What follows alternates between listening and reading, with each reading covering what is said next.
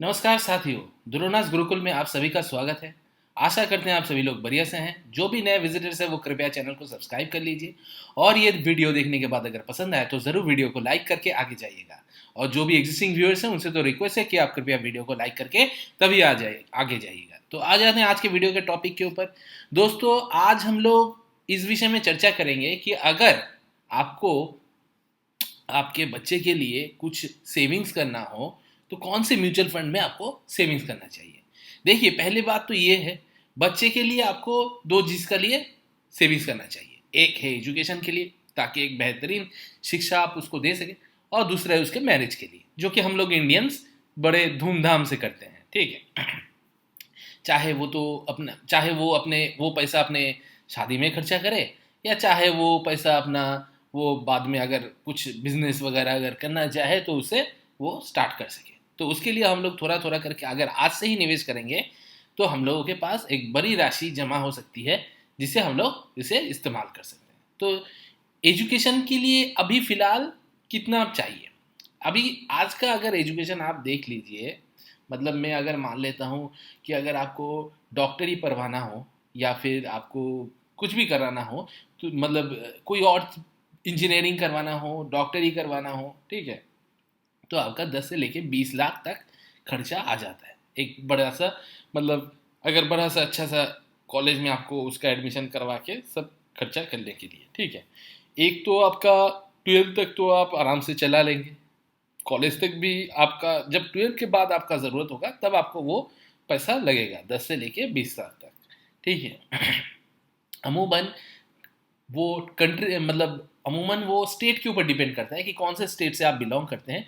Tyre 2 state हो गया, tyre 3 state हो गया, या फिर टायर 1 स्टेट हो गया, तो उस हिसाब से एजुकेशन का कॉस्टिंग पड़ता है। तो हम लोग 10 से 20 लाख अगर पकड़ लेते हैं तो उस हिसाब से आज का यहाँ पे 10 का 20 लाख, वहाँ पे कितना होगा उस हिसाब से हमको जमा करना पड़ता है राशि, ठीक है।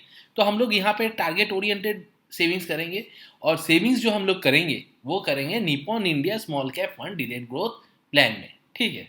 अगर मुझे निवेश करना हो तो मैं तो इसी प्लान में करूँगा, ठीक है। तो यहाँ पे आपका एनएवी देखिए 162 रुपये का चल रहा है आज का। फंड साइज आपका कितना है?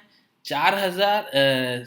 यहाँ पे देखिए फंड साइज आपका है करीब करीब 45,749, मतलब 45,749 करोड़ का है ये आपका, ठीक है। और एक्सपेंस रेशियो है 0.79%। यहाँ पे आपका ये जो है, मैं डायरेक्ट प्लान के बारे में बता रहा हूँ, रेगुलर प्लान के बारे में नहीं। रेगुलर प्लान में क्या होता है? रेगुलर प्लान में आपका एक डिस्ट्रीब्यूटर आपको मिलता है, जो कि आप यहाँ पे देख सकते हो कि मनी कंट्रोल वेबसाइट में दिखाई दे रहा है कि एक डिस्ट्रीब्यूटर लेता है, वो उनको अलग से आपको एडिशनल फीस देना पड़ता है, जो एक्सपेंस रेशियो आपका बढ़ जाता है। मतलब यहाँ पे 0.79 है ना, तो अगर आप यहाँ पे इसको रेगुलर सेलेक्ट करके, अगर मैं इसको रेगुलर कर देता हूँ, ठीक है, तो देखिए, अच्छा, यहाँ पे अगर मैं इसको रेगुलर करके गो करता हूँ, अच्छा, हाँ देखिए, ये आपका परसेंटेज जो है ये करीब करीब 1.5% हो गया, 1.52% आपका आ गया, ठीक है, जो कि आप यहाँ पे देख सकते हो, ठीक है। और जब हम लोग डायरेक्ट में थे, मतलब यहाँ पे डायरेक्ट में जब थे, तब यहाँ पे ये था सिर्फ 0.79%। तो करें डायरेक्ट में क्या होता है, आपको थोड़ा फंड के ऊपर नज़र रखना पड़ेगा। मतलब अगर बहुत गिर रहा है तो वहाँ पे थोड़ा और निवेश बढ़ाना पड़ेगा, और अगर वहाँ पे चल रहा है तो आप धीरे धीरे निवेश कर सकते हैं, ठीक है। तो अमूमन वहाँ पे आप अगर नज़र रखते हैं या फिर अपना ऑटो एसआईपी कर देते हैं, बैंक से अगर काटता है तो कोई दिक्कत नहीं होता है, ऑटोमेटिकली आपका कट जाता है, ठीक है। यहाँ पे देखिए, इस फंड में अगर हम लोग निवेश किए होते तो हम लोग का कितना बना है था, हम लोग वो देख लेते हैं। जी देखिए, लास्ट एक साल में अगर निवेश किए होते 56% का रिटर्न है इसी निवेश में। मतलब एक साल पहले अगर वन टाइम निवेश किए होते तो आपका 56% यहाँ पे निवेश है, जबकि स्मॉल कैप इंडेक्स में आपका रिटर्न है करीब करीब 67%। मतलब स्मॉल कैप इंडेक्स इसको बीट किया है एक साल में, बढ़िया है। अच्छा, उस हिसाब से तो स्मॉल कैप में इंडेक्स में करना चाहिए था, लेकिन जैसे ही यहाँ पे 2 साल हो जाता है तो यहाँ पे चेंज हो जाता है। देखिए 2 साल में इसका 26%, 26.5% आपका एवरेज रिटर्न है हर एक साल का, ठीक है, 2 साल में इंडेक्स का। लेकिन इसी फंड का 31% रिटर्न है हर एक साल का 2 साल में। और 5 साल में देखते हैं तो आपका 5 साल में यहाँ पे 23% है इंडेक्स का, और यहाँ पे करीब करीब 31% है आपका इस फंड का हर एक साल का। ठीक है, तो बहुत बढ़िया रिटर्न दिया है इसने। और अगर हम लोग ऑल देखते हैं तो यहाँ पे स्मॉल कैप 12 सिर्फ 13% के करीब करीब रिटर्न दिया है पूरा साल में। ठीक है, मतलब ऑल जितने दिनों से है, और जितने दिनों से ये स्कीम है इसने 22.75% करके रिटर्न दिया है। आप अभी बोलेंगे कि ऑल में कितना दिन से है, ऑल में हम लोग अगर देखते हैं तो ये फंड रिटर्न दे रहा है 2010 से, मतलब 2010 से लेके अभी 2024 चल रहा है, तो करीब करीब 14 साल हो गया। तो उस हिसाब से 14 साल में हम लोगों को कितना परसेंटेज रिटर्न मिलना चाहिए, हम लोग कैलकुलेटर से देख लेते हैं। कैलकुलेटर से अगर हम लोग देखते हैं और अगर ऑल सिलेक्ट करते हैं तो देखिएगा, पहले हम लोग यहाँ पे वैल्यू जो है 1000 करके यहाँ पे इन्वेस्टमेंट कर रहे थे। ठीक है, तो 1000 करके जब हम लोग यहाँ पे निवेश किए तो वही पैसा यहाँ पे हर महीना का जो हम लोग निवेश किए थे, ठीक है, SIP रिटर्न यहाँ पे 1003, 1002, यहाँ पे आप लोगों का करीब करीब 12,000 का निवेश है, इन्वेस्टमेंट है। ठीक है, और 12,000 का यहाँ पे बन गया है आपका करीब करीब यहाँ पे 14,787। ठीक है, यहाँ पे आपका ये मई से है। ठीक है, मई 2023 से दिखा रहा है, एक साल का ही लास्ट दिखा रहा है यहाँ पे, ये 5 साल का नहीं दिखा रहा है शायद। अच्छा, लोडिंग कर लेते हैं 5 साल का। लोडिंग हो रहा है, थोड़ा नेट स्लो है शायद, इसलिए वक्त लग रहा है। हम लोग तब तक इसका कैलकुलेट रिटर्न कर लेते हैं। ठीक है, कैलकुलेट रिटर्न से ये जल्दी से दिखाई देगा। ये देखिए, अगर हम लोग 10,000 करके निवेश करते हैं और यहाँ पे 2010 से हम लोग अगर यहाँ पे 2010 का ऑप्शन नहीं है, 2013 का ऑप्शन है, तो 2013 ही हम लोग सेलेक्ट कर लेते हैं। 2013 के अप्रैल से हम लोग अगर निवेश करते हैं 1 अप्रैल से, और ये यहाँ पे हम लोग आज इसको अगर 19 तारीख को अगर हम इसको बेच देते हैं जो कि फ्राइडे को था, तो हम लोगों को कितना रिटर्न मिलता। 1000 करके हमने कैलकुलेट रिटर्न किया है, तो सॉरी 10,000 का ही सिर्फ एक टाइम वन टाइम इन्वेस्टमेंट किया था। ठीक है, 10,000 का वन टाइम इन्वेस्टमेंट हम लोगों का यहाँ पे देखिए 1,71,000 हो गया। 10,000 का वन टाइम 2013 में इन्वेस्ट किया था। ठीक है, 2013 में हम लोगों ने 10,000 का इन्वेस्टमेंट किया था, और वही इन्वेस्टमेंट 11 साल बाद 1,71,000 बन गया। ठीक है, अभी अगर आप ये वन टाइम इन्वेस्टमेंट ना करके SIP करते, हर महीने अगर आप 10,000 करके करते, ठीक है, तो और ये करते आप यहाँ पे हम लोग करते हैं 2013 से। ठीक है, SIP, और यहाँ पे 19/4/2024 से तक करते, और उसी दिन हम लोग यहाँ पे बेचते, मतलब करीब करीब 11 साल बाद अगर हम लोग बेचते तो हम लोगों को कितना रिटर्न मिलता, देख लेते हैं। सबमिट करते हैं। अच्छा, यहाँ पे देखिए हम लोगों ने टोटल इन्वेस्ट किया है 13,30,000, 13,30,000, इकाई डेकाई 1,000, 10,000, यहाँ पे देखिए 13,30,000 का हम लोगों ने निवेश किया, और टोटल बना कितना राशि हम लोगों का, यहाँ पे देखिए टोटल राशि बना है, अभी आप ठीक तरह से देखिए, 602 रुपये 97,067 लाख, 67,97,602 रुपीज़, ये आपका बना है एनुअलाइज रिटर्न 27.44% के हिसाब से। तो आपका करीब करीब 67,97,602 रुपीज़ 11 साल में बना है।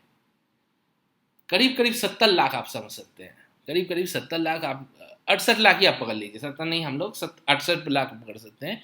68 लाख हम लोगों का करीब करीब बन चुका है, सिर्फ 10,000 करके हम लोगों ने 11 साल तक हर महीना निवेश किया है इसमें। तो ठीक है, और इसी निवेश के अमाउंट को अगर हम लोग और आगे बढ़ाते हैं तो और भी ज़्यादा रिटर्न मिलेगा, क्योंकि हम लोग यहाँ पे इसका ये एनुअलाइज रिटर्न मिला है 27.44, तो इसको हम लोग SIP कैलकुलेटर में देख लेते हैं। ये फंड तो आपका यहाँ पे 2011 से ही दिखा रहा है। हम लोग अगर उससे भी थोड़ा और ज़्यादा करते हैं, मतलब 2014 में, जैसे 24 में हम लोग देख रहे हैं 11 साल हो रहा है, तो 11 साल में हम लोग यहाँ पे देखिए, अगर 10,000 इन्वेस्ट कर रहे हैं और रिटर्न हम लोगों को वही वाला रिटर्न मिल रहा है 27। अच्छा ये क्या हो गया, हैंग हो गया क्या? नहीं, अच्छा यहाँ पे 27, हाँ है तो 27, 25, 26, 27.4, अच्छा हाँ 27.4% हो गया। और यहाँ पे हम लोग 10 साल की जगह इसको 15 साल पकड़ लेते हैं, क्योंकि अगर आपका आज बच्चा जो है 1 साल का है, तो आपका पैसा कब लगेगा? करीब करीब जब कॉलेज में उठेगा वो, तो कॉलेज में वो कितने वर्ष में उठेगा?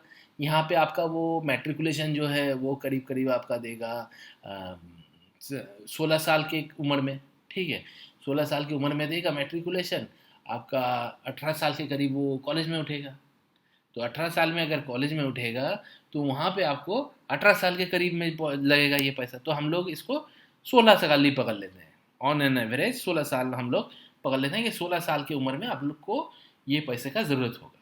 तो अगर आप 16 साल तक इसको निवेश करते हैं और वही 10,000 करके करते हैं और यही रेट आपको मिलता है 27.4%, तो आप टोटल निवेश करेंगे 19,20,000 निवेश करेंगे और रिटर्न में आपको मिलेगा 3,18,11,973 रुपये। ठीक है, मतलब मैं एक बार इंग्लिश में रिपीट करता हूँ, 3,18,11,973। तो और टोटल आपका कैपिटल और इंटरेस्ट मिला के बनेगा 3,37,31,973, जिसमें से आपको 1 लाख टैक्स फ्री मिलेगा, बाकी के ऊपर आपको 10% का टैक्स देना पड़ेगा। 10% कितना होता है आप इस हिसाब से लगा दीजिए। ये वाला अमाउंट जो है, ये वाला अमाउंट का आपका 10%, ये वाला अमाउंट का आपका मल्टीप्लाइड विथ 10%, तो आपका करीब करीब यहाँ पे 3,18,000 यहाँ पे इतना देना पड़ेगा, कितना 181,000, 31,81,81,157 रुपये, इतना आपको देना पड़ेगा। ठीक तरह से देख लीजिए, ये अमाउंट आपको टैक्स में हिसाब से देना पड़ेगा। तो कोई बात नहीं, यहाँ पे जो प्रॉफिट हुआ उसमें से, उसी में से तो कटेगा ना, तो वही वाला प्रॉफिट हम लोग यहाँ पे दे देंगे। और हाँ, 1 लाख तो यहाँ से हम लोग माइनस ही नहीं किए, 1 लाख तो कम माइनस करना पड़ेगा यहाँ पे। ये आपका 1 लाख यहाँ से हम लोग माइनस कर लेते हैं, तो 7 लाख हो जाता है। 1 लाख के ऊपर तो टैक्स देना नहीं पड़ता, तो उसके हिसाब से अगर 10% के ऊपर टैक्स देना पड़ा तो आपका यहाँ पे देख लीजिए 31,71,197 इतना रुपीज़ आपको देना पड़ेगा। 31 लाख के करीब आपको, 32 लाख आप पकड़ लीजिए, 32 लाख के करीब आपको टैक्स देना पड़ेगा 16 साल के बाद, और जिसमें से आपको 3 करोड़ का वैल्यू रहेगा। यहाँ पे टोटल 3 करोड़ का वैल्यू आप घर ले जाओगे, कोई दिक्कत नहीं होगा, ठीक है। और वो पूरा वाइट होगा, और उसी 3 करोड़ में से अगर आपका यहाँ पे, जैसे कि मान लेते हैं हम लोग, आज का पैसा आपका लगता है 10 से लेके 20 लाख खर्चा होता है, चाहे वो डॉक्टरी पढ़े, इंजीनियरिंग पढ़े, और कोई भी कुछ और भी अगर करना चाहे, तो आपके बच्चे के लिए 10 से लेके 20 लाख पढ़ाई के लिए खर्चा हो सकता है। तो उसी पैसे को हम लोग 16 साल के बाद डबल कर लेते हैं। 20 लाख को अगर डबल करेंगे तो 40 लाख होगा। 3 करोड़ में से 40 लाख में से आप मान लीजिए 40 लाख ऊपर से और 10 लाख, मतलब टोटल 50 लाख आप खर्चा करेंगे। फिर भी तो 2.5 लाख मतलब 2,50,00,000 आपका बच जाएगा। 2,50,00,000 में से और 50 लाख आप खर्चा करेंगे शादी के लिए। शादी के लिए 50 लाख खर्चा कर दिया, 50 लाख खर्चा कर दिया एजुकेशन के लिए, टोटल 1 करोड़ वहाँ से खर्चा हो गया। तो 3 करोड़ में से 1 करोड़ अगर खर्चा भी हो गया, फिर भी 2 करोड़ रह जाएगा अपने बूढ़ा और बूढ़ी के लिए, मतलब अपने पत्नी के लिए, या फिर आपके जो भी है, मतलब पति जी अगर जी हैं, अगर पति जी के लिए, अगर पत्नी जी यहाँ पे सभी सेविंग्स कर रहे हैं, तो पति जी के लिए बच जाएगा आपका 2 करोड़, जिसमें से बूढ़ा बूढ़ी जो है अपना गुजारा कर लेंगे। उसके बाद आपको 16 साल के बाद आपको कोई जॉब करने का कोई ज़रूरत नहीं होगा, कुछ करने का ज़रूरत नहीं होगा। 16 साल के बाद वही 2 करोड़ का जो भी इंटरेस्ट रहेगा पोस्ट ऑफिस में डालिए, वहाँ से थोड़ा थोड़ा करके एमआईएस में पैसा लीजिए और अपना संसार चलाइए। क्योंकि तब आप बूढ़ा बूढ़ी हो जाएंगे, उतना तो खाना पीना भी नहीं कर पाएंगे। ज़्यादा से ज़्यादा आप तीर्थ यात्रा में जाएंगे तो साल में एक बार तीर्थ यात्रा भी वहाँ से हो जाएगा, ठीक है। क्योंकि सिर्फ तो 10,000 करके हर महीना आप नहीं जमाएंगे ना, उसके साथ और कुछ भी जमाएंगे, तो वो वाला खर्चा आप उसके लिए रख दीजिएगा, ठीक है। तो कैसा लगा ये प्लान आपका, ये निपॉन इंडिया स्मॉल कैप का जो प्लान अभी दिखाई दे रहा है? अभी आप बोल सकते हैं कि सर ये तो यहाँ पे 27% जो है वो अभी के लिए मिला है, क्या भविष्य में भी मिल सकता है? जी देखिए, भविष्य में क्या हो सकता है, क्या नहीं हो सकता है, कोई गारंटी नहीं दे सकता। हम लोग कोई गारंटी नहीं दे सकते। आज मैं जिंदा हूँ, 6 मिनट बाद मैं जिंदा रहूंगा कि नहीं, मैं आपको गारंटी नहीं दे सकता। तो 15 साल 16 साल के बाद क्या होगा, मैं कैसे गारंटी दे सकता हूँ? कोई गारंटी नहीं दे सकता, ठीक है। लेकिन अतीत से एक मतलब क्या, एक एजम्पशन हम लोग कर सकते हैं, ठीक है। मतलब इतिहास से लेके, इतिहास का जो प्रमाण हम लोगों के पास है, उस प्रमाण से देख के हम लोग एक निष्कलन पे आ सकते हैं कि क्या हो सकता है भविष्य में, ठीक है। एक एजम्पशन में, एक प्रोबेबिलिटी में आ सकते हैं।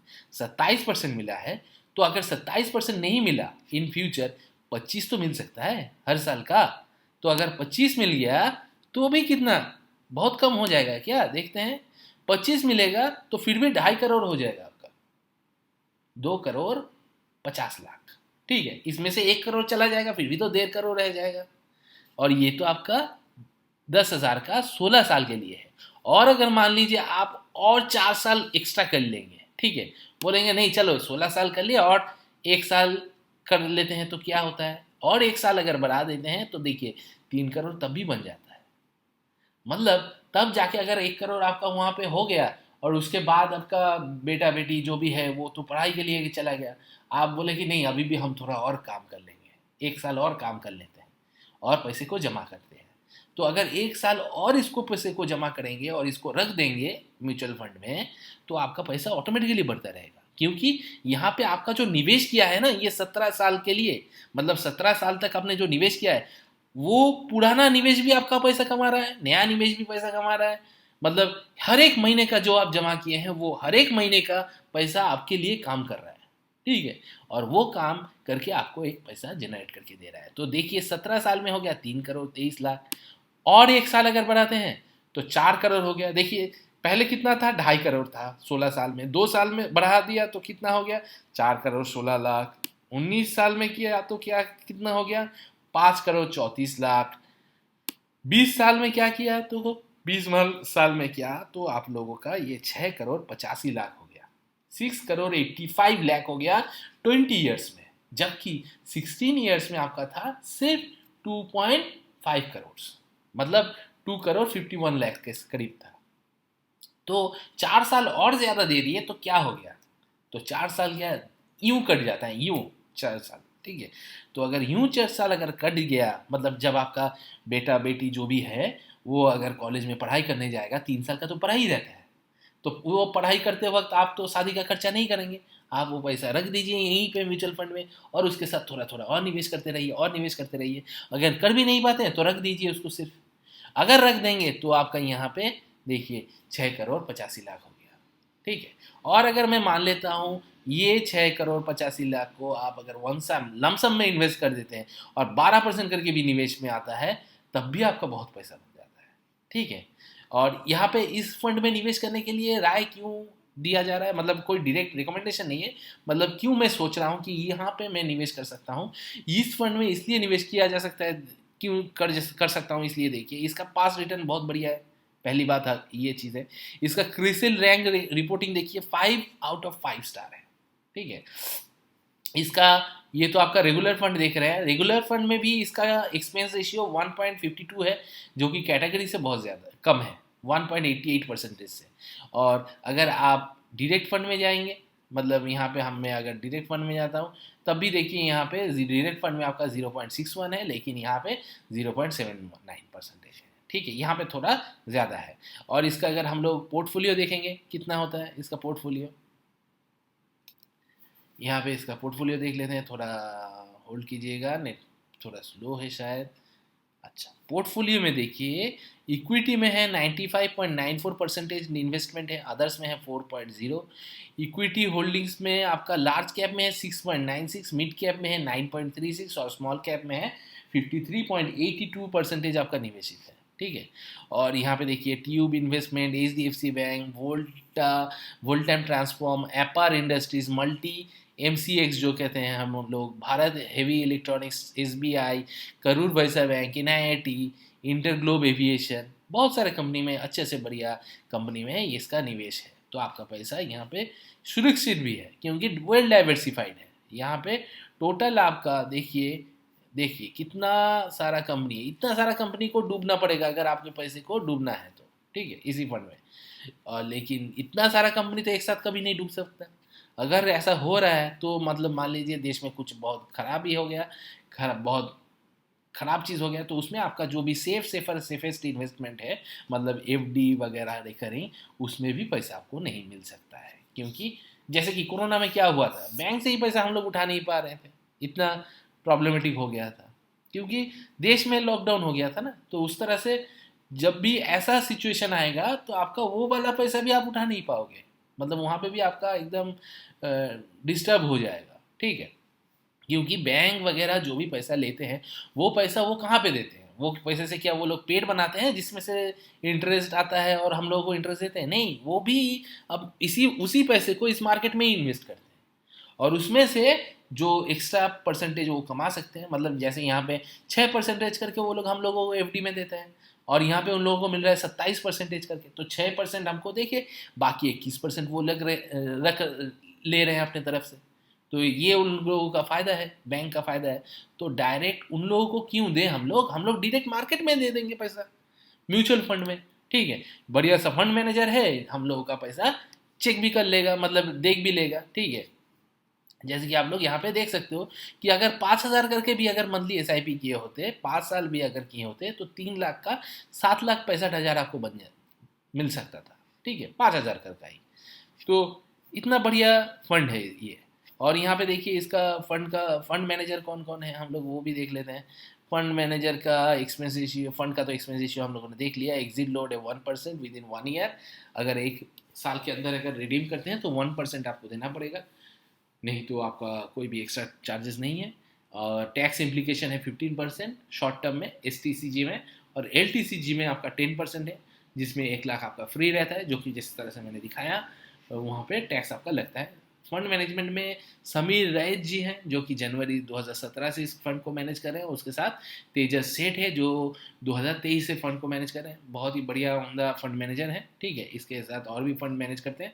अगर जानना चाहते हैं डिटेल्स में तो व्यू डिटेल्स में क्लिक कीजिएगा, देखिएगा यहाँ पे ऑल्सो मैनेज दिस स्कीम्स के अंडर पे यहाँ पे बताया गया है कि कौन कौन से फंड में वो मैनेज करते हैं, और यहाँ पे भी देख सकते हैं उनके बारे में, यहाँ पे भी देख सकते हैं कि कौन कौन से फंड वो मैनेज करते हैं और एजुकेशनल क्वालिफिकेशन और एक्सपीरियंस क्या है यहाँ पे दिखाई दे रहा है। Mister Sheth PG diploma in management, और इस म्यूचुअल फंड में ज्वाइन करने से पहले MK ग्लोबल फाइनेंशियल सर्विस में काम करते थे, fortune financial private limited and दाराक्षाव एंड कंपनी प्राइवेट लिमिटेड में भी काम कर चुके हैं। और ये समीर राज जी, इन्होंने इसे फंड को ज्वाइन करने से पहले हिंदुजा फिनेंस ग्रुप में भी काम किया है, MK रिसर्च में भी काम किया है, और एनवीकॉन रिसर्च में भी काम किया है। तो बढ़िया फंड मैनेजर है, यहाँ पे निश्चिंत होके फंड में मैनेज किया जाता है, निश्चिंत होके आप लोग निवेश भी कर सकते हैं।